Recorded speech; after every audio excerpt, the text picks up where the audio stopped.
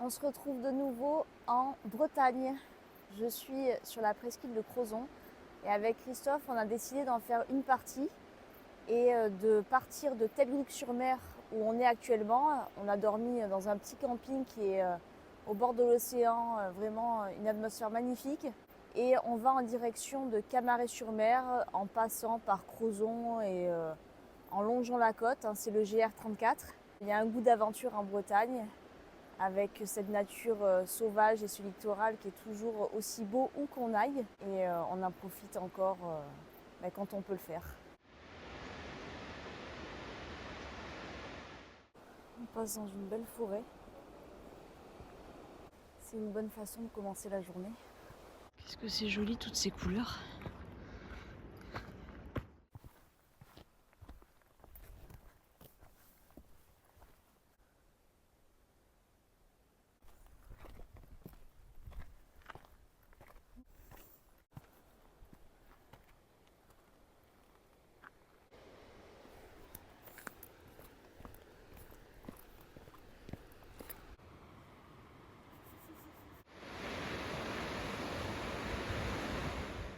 Là, on est sur la plage de Labert. C'est une plage visiblement qui est réputée pour le surf. Il y a pas mal de surfeurs là qui vont voir les vagues. Et on voit l'île de Labert qui est accessible à marée basse. On arrive à une table d'orientation où on aperçoit Crozon au loin. Et pour vous expliquer donc ce qu'on va faire dans les jours qui viennent, en tout cas ce qu'on aimerait faire. Alors on est parti de Telgruc-sur-Mer, on était à la plage là de Treize-Bellec ce matin. Et donc on a longé le littoral en passant, comme je vous l'ai dit, au niveau de l'île de Labert et de sa plage où il y avait les surfeurs. Et donc là, on arrive à Crozon. L'idée, ce serait de dormir vers Morgat ce soir et demain de faire le cap de la Chèvre et de revenir sur Dinan. Là, j'ai vu qu'au niveau de la plage de Goulien, il y avait un camping. Donc éventuellement, il faut voir. Et ensuite, continuer et revenir sur Camaret-sur-Mer. Et donc là, c'est la plage de Morgat. Et nous, on va essayer d'aller camper sur les hauteurs. Là. C'est toujours très coloré les maisons bretonnes quand on arrive dans les villages. Ça me fait un peu penser à Sauzon, ces couleurs. En plus vif ici. Bon, là, on est sur du petit-déj de camping. Et ça, on aime. J'ai réussi à avoir un latte macchiato. Voilà. Miam miam. Deuxième journée de marche sur la presqu'île de Crozon. Et ça y est, on a récupéré un sentier. Et aujourd'hui, direction le cap de la Chèvre. Après un bon petit déjeuner au camping de Morgat, on est parti pour une grosse journée. Il y a environ 25 km de marche pour aller jusqu'à la plage de Goulien, je crois, c'est un truc comme ça.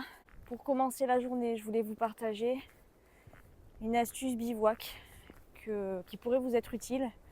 Le soir, quand je plante ma tente, je vérifie bien où va se lever le soleil le lendemain matin pour être sûr que ma toile de tente puisse sécher au maximum quand le soleil sort. Alors vous allez me dire, bah oui évidemment, ça me paraît évident de l'exposer au mieux pour le matin. C'est ce que j'ai toujours fait, mais depuis quelques années, j'utilise l'application La Trajectoire du Soleil. Bon, c'est une application gratuite que j'ai trouvée comme ça, il y en a certainement d'autres, qui vous permet de voir toute la trajectoire du soleil, en été comme en hiver, en fonction du point où vous êtes. Et vous voyez exactement où le soleil va passer. Le soir, quand je plante la tente, j'active l'application et je regarde. Et des fois, même entre deux arbres, je vois que là, la tente, elle va être ensoleillée le matin. Je la positionne à cet endroit. Et encore ce matin, ça s'est vérifié. Nous étions au soleil pendant que les autres étaient à l'ombre. Ça permet de faire un peu sécher la tente, de ne pas la transporter complètement trempée, ce qui rajoute du poids et qui est assez désagréable aussi au dépliage quand tout est trempé. Voilà, je ne sais pas si ça peut vous aider, mais en tout cas, moi, j'aime beaucoup faire ça pour avoir la toile la plus sèche possible le matin. Ça y est, on a rejoint la mer. Et toujours cette lumière magnifique en Bretagne.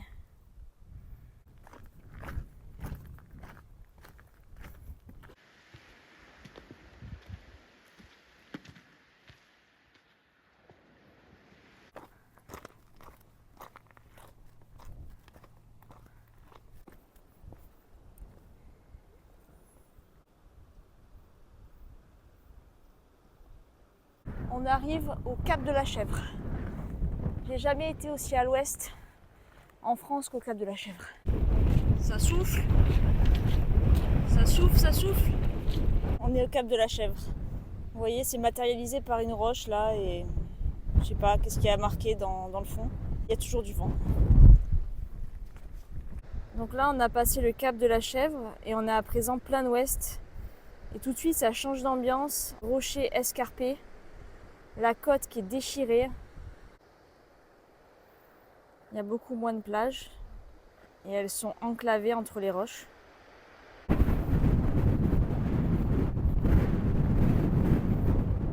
On a trouvé un petit coin où manger, à l'abri du vent, je vous ai pas filmé. Et là, on est reparti. Et là, ça souffle. Donc, et puis le temps s'assombrit. Donc on va accélérer le pas et puis en espérant pas trop se prendre la pluie. Pour l'instant, c'est que de la bruine. Paysage comme ça, c'est grandiose.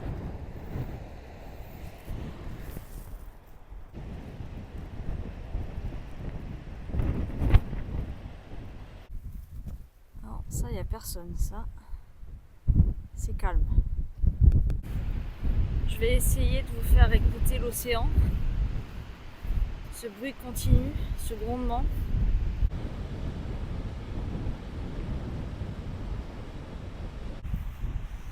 On marche dans les dunes, on a les pieds dans le sable. C'est magique cette ambiance.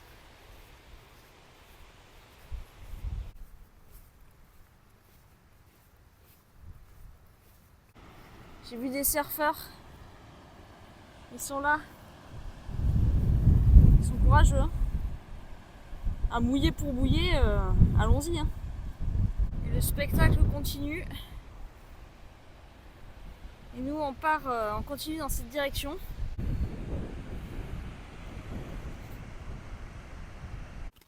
Troisième jour de marche.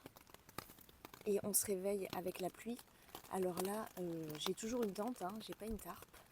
Mais je voulais juste vous montrer pendant 2 minutes comment j'ai fait pour enlever la toile intérieure de cette tente qui est autoportante et donc qui ne permet pas d'enlever la toile intérieure d'abord quand il pleut, puis la toile extérieure. Quand on la démonte, on enlève la toile extérieure, puis la chambre intérieure. Et que donc dans le cas présent, quand il pleut, la chambre intérieure se mouille. Donc j'ai réfléchissais à comment enlever la chambre intérieure en premier. Et donc j'ai défait la chambre intérieure en essayant de faire tenir la structure des arceaux sur la toile extérieure. Donc voilà, là ça tient de fortune, mais ça tient. Et j'ai replié la chambre intérieure pour pouvoir la garder au sec pour ce soir. Donc voilà, on essaye de ne pas trop mouiller nos affaires quand il flotte. Donc on n'a pas le contrôle sur la météo.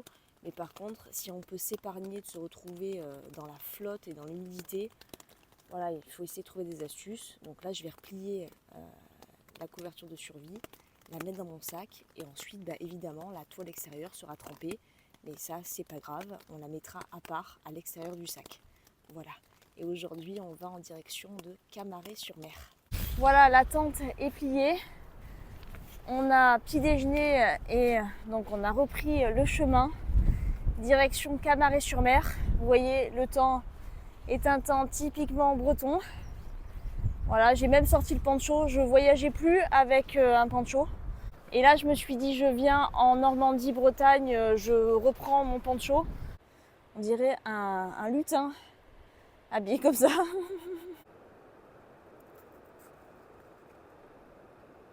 Sur les plages désertes, il y a toujours une personne comme ça qui se balade. À y voir de plus près, en fait, cette personne est en train de ramasser les déchets. Il a un petit caddie là avec un sac et il remplit au fur et à mesure. Ah, c'est génial de préserver comme ça le littoral. C'est assez surréaliste de marcher dans cet environnement. Vous voyez quand ça se dégage un peu, alors un peu, hein, on voit les plages escarpées qui se dévoilent. On va pas tarder à arriver à Camaret-sur-Mer. La météo est restée mitigée. Ceci dit, il pleut pas. Donc en tout cas, il pleut plus. mais la visibilité est restée très réduite et on voyait vraiment pas grand chose au loin. Ce qu'on aimerait faire à présent, c'est peut-être essayer d'aller sur l'île de Ouessant. Si la météo s'arrange, on prendrait le bateau pour aller à Ouessant. Le bateau pour Ouessant, il peut très bien se prendre de la presqu'île de Crozon, puisqu'il y a des départs de Camaret-sur-Mer, mais il y a également d'autres départs dans le Finistère. Voilà, je suis sur le port de Camaret-sur-Mer. Je ne sais pas encore si je clôture cette vidéo ici ou si je vous reprends sur Ouessant. Quoi qu'il en soit, j'espère que vous avez passé un bon moment sur la presqu'île de Crozon et que vous avez apprécié le littoral breton et son caractère mystérieux et très brumeux. En attendant de vous retrouver dans une prochaine vidéo, eh bien, je vous souhaite de prendre soin de vous et je vous dis à très bientôt.